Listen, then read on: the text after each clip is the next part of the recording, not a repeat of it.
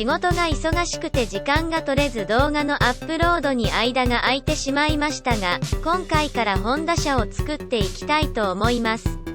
NSX の 3D モデルはネットで探せばいくらでもあると思いますが、タミヤのプラモデルの組み立て説明図に記載の3面図からブレンダーで 3D モデルを作りました。これをデフォルメして光造形 3D プリンターで出力しました。エアロパーツを追加しなくてもノーマルで十分かっこいいです。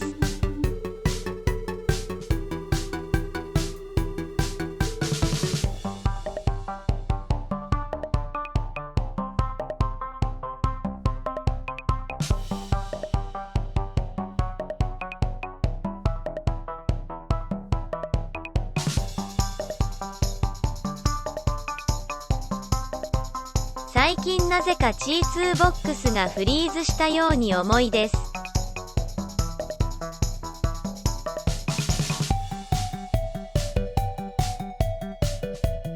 レジンバットを洗うのが面倒なので、違うメーカーのレジンでも継ぎ足して使ってます。青色レジンに無色透明レジンを継ぎ足したのでほんのり青いです。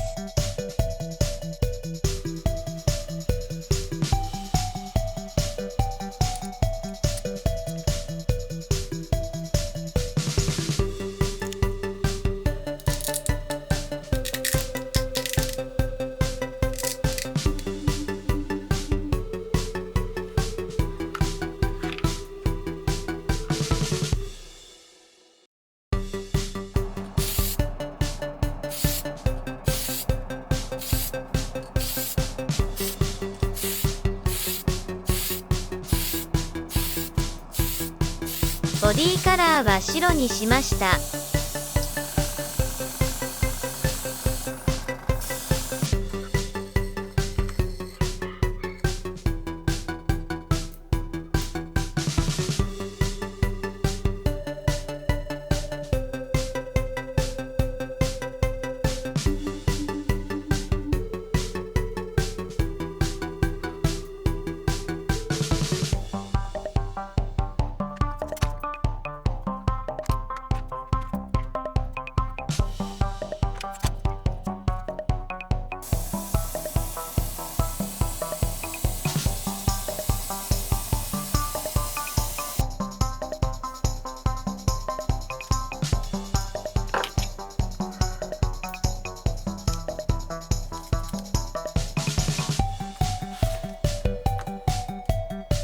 ホイールをマスキングしました。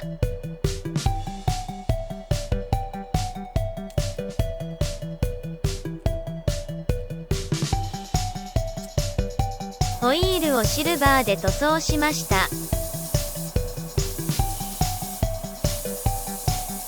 マスキングテープを剥がしました。